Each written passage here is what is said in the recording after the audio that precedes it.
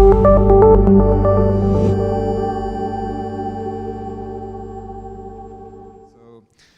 everybody. I'm here to present you some of our works about geospatial data processing, so what it means, mainly the design of a data pipeline to handle geospatial data in the aim of the design of deep learning algorithm to automatically analyze the image. So just a few words of introduction about Oslandia. So we are a small company dedicated to geospatial data and open source softwares.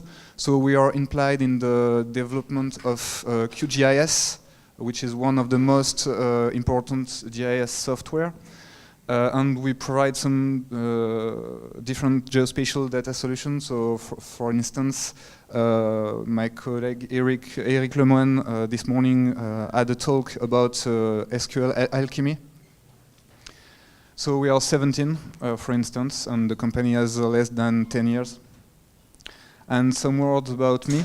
So I'm, as Emmanuel said, I'm data scientist, and I'm merely in charge of R&D action, especially around geospatial image and the development of deep learning algorithm. So just a little more words about the context of artificial intelligence at Oslandia. So we are not an artificial intelligence company. That's not our basic work at the beginning. But we are interested in all the stuff around geospatial data and geospatial georeferenced images. So we are dealing with deep learning in such a context. And in this way, there are more and more georeferenced image that exists, and a basic use case in this topic is building footprint detection. So as Olivier just said in the last presentation. So you have an image with some building, and the fact is that you want to predict this kind of results with building in white and some background stuff in black. So here we come to the main topic of the presentation. So the mix between deep learning algorithm and geospatial data. At Oslandia, so we work with Python. We are using a lot Keras. We began with TensorFlow, but Keras seems more easy to use and to deploy. We use Pillow and OpenCV for image analysis. We like to work with Pandas as well, NumPy, and the classical package around Python and data analysis. So we did a little bit semantic segmentation, as Olivier Courtin presented, around street scene images, around aerial images, and we try to integrate some OpenStreetMap data in this context. So some of our works around semantic segmentation are on GitHub, as you can see, so if you're curious. And the new point that we are dealing with is instance-specific segmentation. So I will explain the difference between both frameworks. So first, the semantic segmentation. So if you have a batch of image, you typically want to detect all of the pixels that are belonging to each of your labels. So, for example, on this image, you have 4 buildings, but you have 3 classes of buildings. So on the bottom right, you have something which looks like a foundation. So it may be represented by this Boolean mask. On the top right, you have a complete building. So it's another Boolean mask. And you have 2 more buildings, which seems incomplete. So that's a third class, and then it leads to the definition of a third Boolean mask. So that's semantic segmentation. You could have only one label, you could have n label, in fact. So when I talked about street scene images, I was talking about mapillary datasets. So this dataset was released by Mapillary, which is dedicating in the analysis of street scene images, merely to map the world thanks to images. So they released this dataset in a last challenge, in a last deep learning challenge, and merely for semantic segmentation. So in such a dataset, we have 25,000 of images, and we have a lot of different labels. So you have cars, you have the sky, trees, the ground, and building, and so on. So there are up to 65 labels, as I remind. You have also less complex datasets. So in terms of aerial imagery, you have the INRIA, which released a good dataset of 360 images. So it looks like a little amount, but the images are high resolution image, so we can crop them and get a lot of small image. So we have some different areas. We have on the left, it's Austin in the USA, so a very urbanized city. And on the right, it's another example with far less buildings. So it's in Kitsap County, near to Seattle. So this particular point, aerial image, can be linked with OpenStreetMap data. So we can use OpenStreetMap in two particular cases. First of all, if we have some ground truth data, we can use the OpenStreetMap data to help the algorithm to reach a better solution faster. But if we have not any ground truth label, we can use the OpenStreetMap data as a ground truth. Let's say if we want to detect building, it can be a possibility. So to use the OpenStreetMap data in this way, we have several steps to follow. First of all, we have to retrieve the geographical coordinates of the picture. As they are georeferenced, we can get the bounding box, so the north coordinate, the south coordinates, and so on, with GDAL. Then we can query the OSM database with Overpass, thanks to the bounding box we just get before. And we can store the data in base and query the database to get the label in a proper way. We can even rasterize the data with a tool like Mapnik if we want. So we tried we try to industrialize this pipeline into another GitHub project. And about the results, so for the INRIA dataset, I do not have the information. Maybe the ground truth was built with OpenStreetMap data, so it's on the middle. But after the pipeline, we can see that our output is very close to the original data provided by INRIA. So that's it for semantic segmentation. Now let's spend some time on instance segmentation.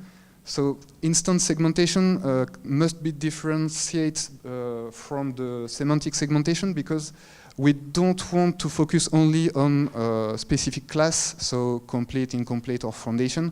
We want to distinguish all individual instances of building. So in this case, we have 4 buildings, so we will build 4 different Boolean masks. So the deep learning algorithms that are behind this kind of problem are far more complicated. So we need to predict all the footprints first with algorithms that are very close to semantic segmentation algorithm. But there are some additional steps which relies on the the detection and the exact localization of each single footprint.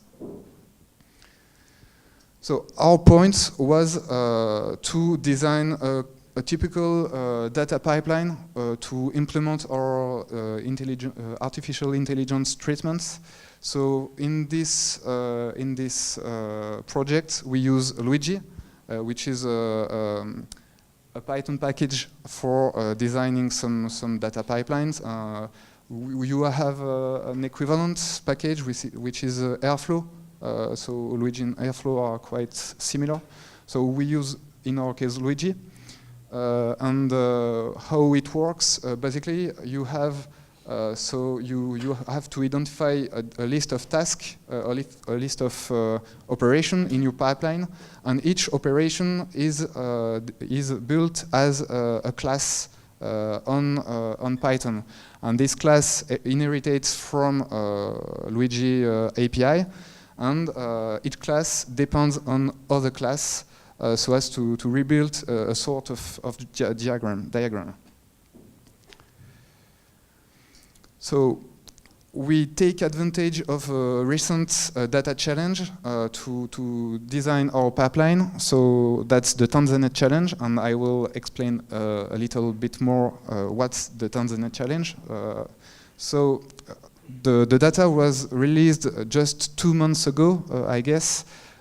So it was at the occasion of the 4G conference, which is a big conference around open source software and geospatial topics. So the last 4G conference was organized in Dar es Salaam in Tanzania. So comes the challenge. And the dataset was composed of a few very high resolution images. A few big image, but there are only 13 images, so 13 training image, and just some weeks later there was 7 image that was added for test the algorithms. So with these datasets, our main question was to design our datasets. It's mainly R&D project, so we do not necessarily want it to win the challenge, but we want to test our treatments, to test our pipeline, and to make it work, just basically. So first we have, so it's very classic in machine learning process.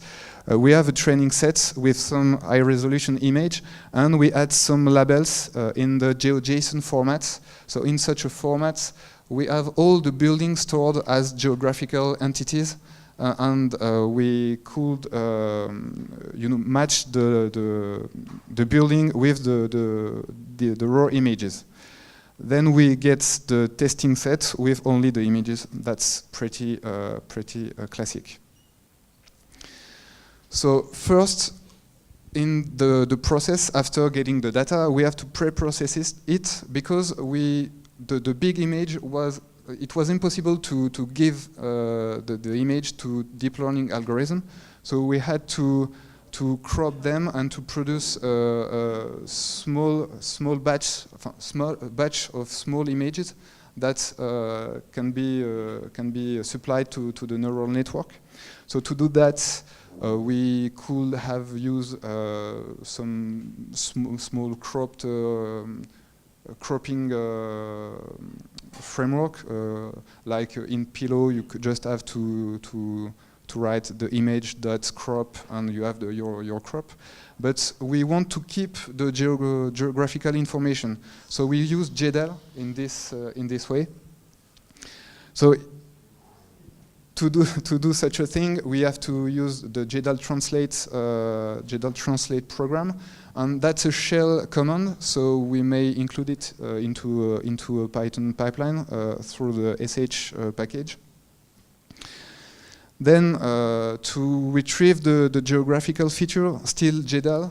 So to do such a thing, just do from OSGeo import GDAL, and you can open the image and get the different features, like the weights, the height, the coordinates, and the geographical projection As you might know, the Earth is not plate, so there are a lot of manner to represent geographical coordinates. So we have to keep this information, of course.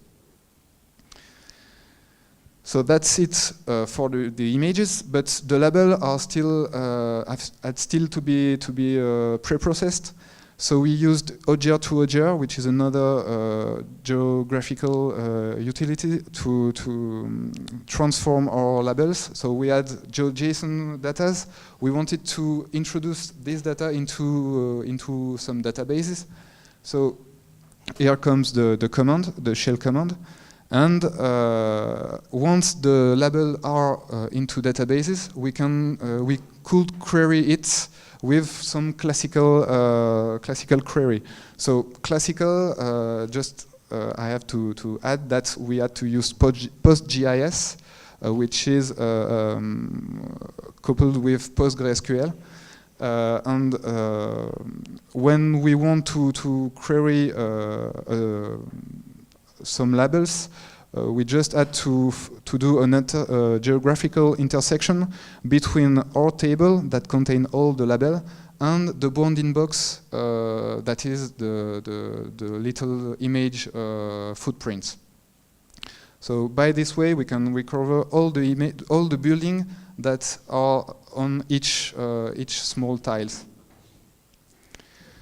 So that's a summary of the data processing procedure. So we have our image, we get some small tiles, we also get the geographical features, we store all labels onto the database, and we can deduce some label at the JSON format.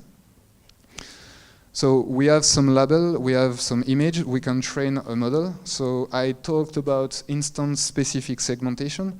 To do such an operation, we use this GitHub repository. So it's the main state-of-the-art framework for doing instance segmentation. So it's mask-RCNN. In order to use it, we had to produce or to design a class to represent the objects we are dealing with. So our buildings, we had 3 types of buildings, so complete buildings, incomplete buildings, and foundation. So we had to design a class to represent this kind of data. And then there are a lot of typical machine learning questions and typical deep learning questions that we had to answer. So how many epochs, during how many epochs do we train the model? Which learning rates do we use? So this kind of question, we didn't try to optimize absolutely the results. We just want to apply it once and then maybe go back to the model itself to design it better. But that's an ongoing question. And a last point about the training, I will talk a little about the hardware. So to do such a treatment, it's far better to have a GPU. You can do the treatment without a GPU, but you have to add a lot of time if you haven't any GPU. So to summarize this operation, so that's pretty classic again. We just produce model weights as H5 format, H5 files, because we use Keras. So Keras stores the model as a binary file where the weights are in this type of file. At this point, we have trained a model. We are able to do some prediction. So we are still using mask-RCNN to do some prediction, and that looks kind of simple because in just a few lines, so we are able to recreate a model to find the up-to-date weights, to load them into the model object, and then we just have the model that detects operation that allow to predict some building.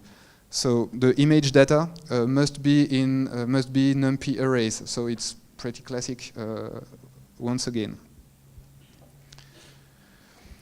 Then after this operation, we get some Boolean mask. So NumPy arrays with 0 and 1. We get some class ID.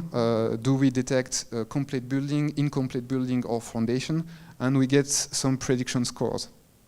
So we get as many objects that's the number of buildings that were predicted by our algorithm.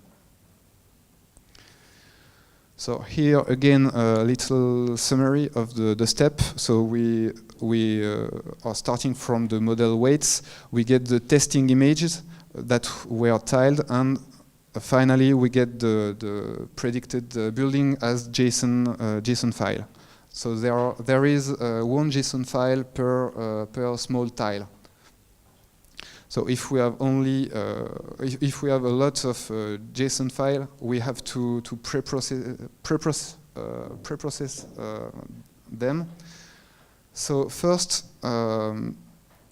we don't have geographical entities at this point. We have NumPy arrays, so that's not building. That's 0 and 1. We have to reproduce some geographical entities, and to do so, we use three main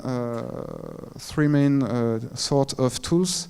So first, we have to transform the NumPy arrays into list of points. So basically, the contour of each building. So it can be done with OpenCV, which has a lot of the API of OpenCV allows this kind of treatment. Then, so we have a list of points expressed in terms of pixels. We prefer to have them expressed in terms of geographical coordinates. So that's a really easy operation to do. Just some multiplication and so on. And last but not least, we had to transform our list of geographical points into what we call polygon. So we do that with GeoJSON, and then we can store them with Shapley as typical geometry that can be handled with geographical package. So at this point, we decided to store our data as CSV files, as it was a requirement from the challenge. So they request for CSV file with IDs, prediction scores, and geometries. So that's not finished yet. We have to merge the results. As I said before, we have one CSV file per tile, but we want one CSV file per big raw image. So we just had to concatenate the CSV. So Pandas does this operation in a single line. So that's pretty easy.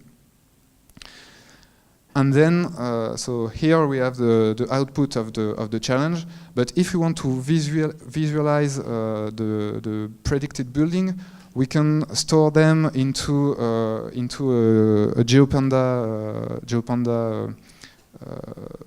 object, then and save it as a GeoJSON file.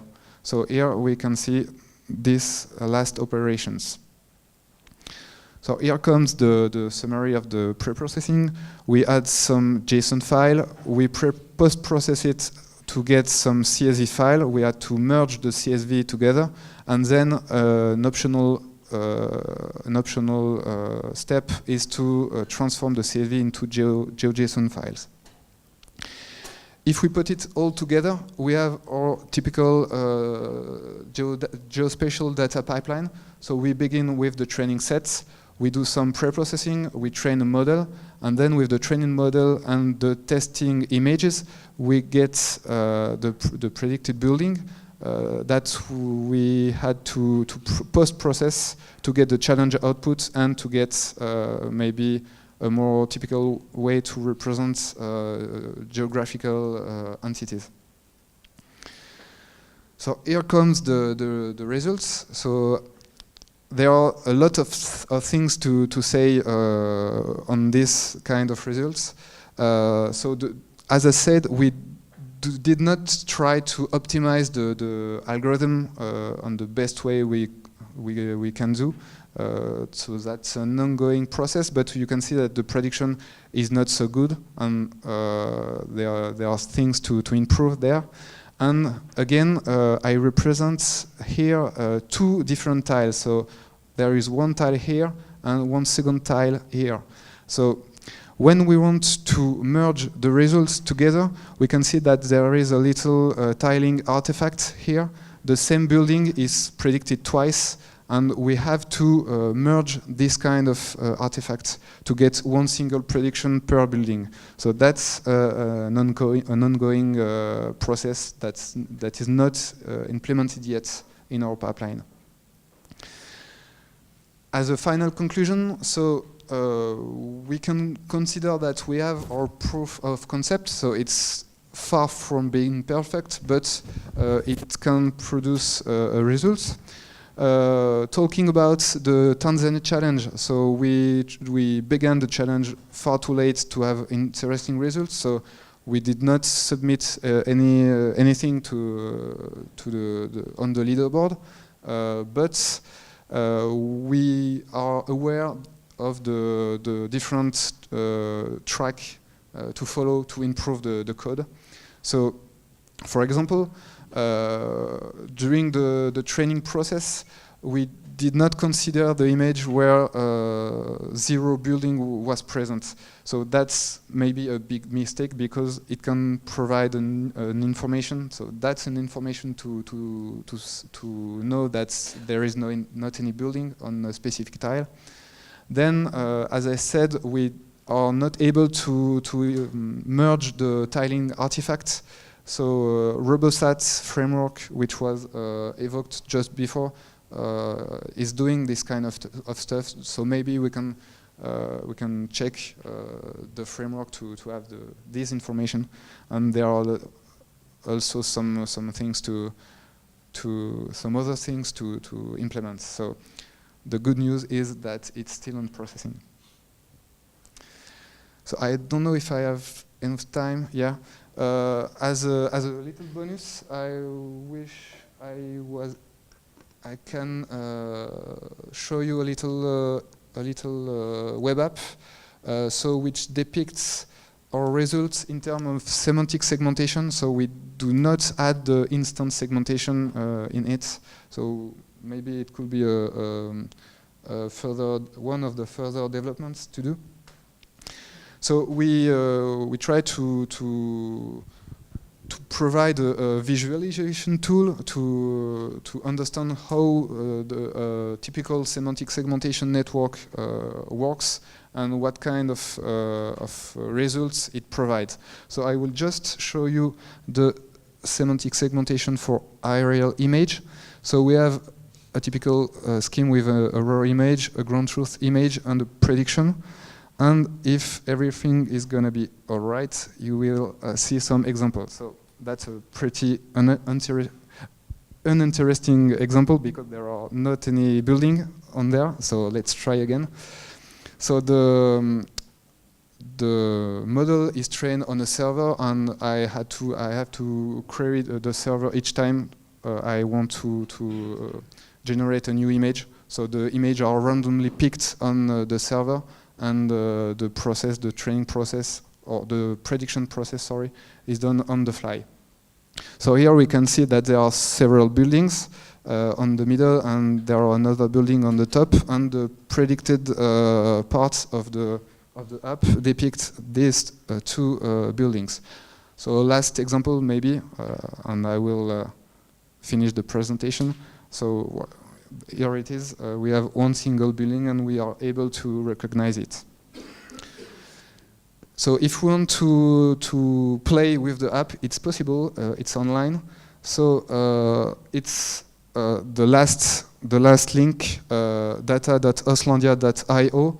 The deep learning app is with a /deep Oslandia at the end, so you will have the information on this website. You have again the links of the GitHub repository that we developed, and some other information on the blog of Oslandia. So thank you for your attention, and if you have some questions, do not hesitate. So we have time for a question.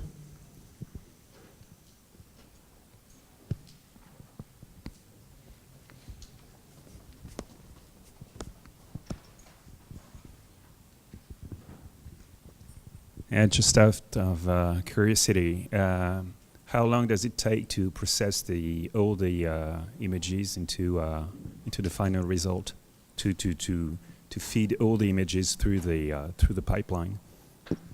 For now, too much time. Regarding the training process, so the training itself is several hours long. The pre-processing, so we have 13 images that are very, very large. We get, as a result, more than 100,000 of little tiles.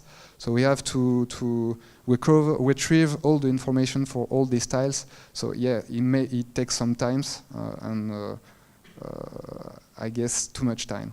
And on the prediction side,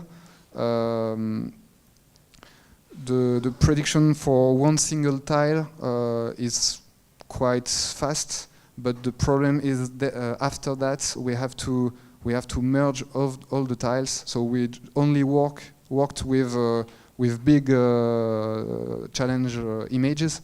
So maybe we can ask the question with other sort of images. It's an open question, honestly. Another question?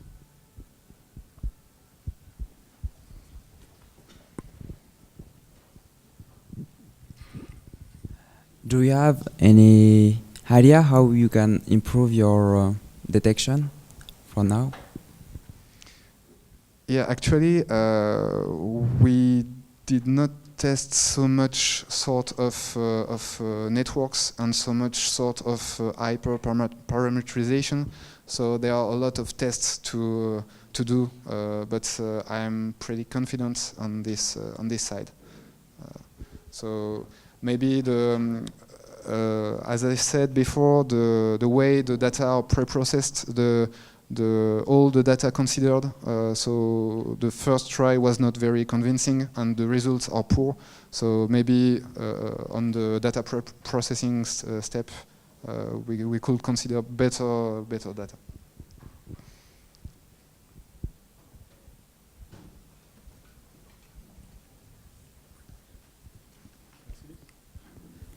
Just a question, neither on artificial intelligence nor deep learning, but just a technical one. For the sake of curiosity, why did you choose some SH scripting for GL translate and OGR to OGR instead of using the Pythonic API or any other packages? Yeah. The first part of the question, we use it. So we wanted to introduce this operation into the Python pipeline. So there are two solutions to overcome this fact. Either to use the Python API. So we honestly, that's the first solution I found, but maybe I did not check all the documentation of GDAL to be sure that there is a way to do. And second, we choose Luigi as an ETL, so it takes only full Python class and Python operation. Maybe another ETL is able to implement different operations, so to mix Python operation with shell operation. So maybe this kind of ETL exists.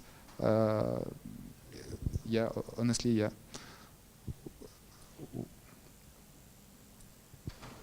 Okay, thank you, Raphaël.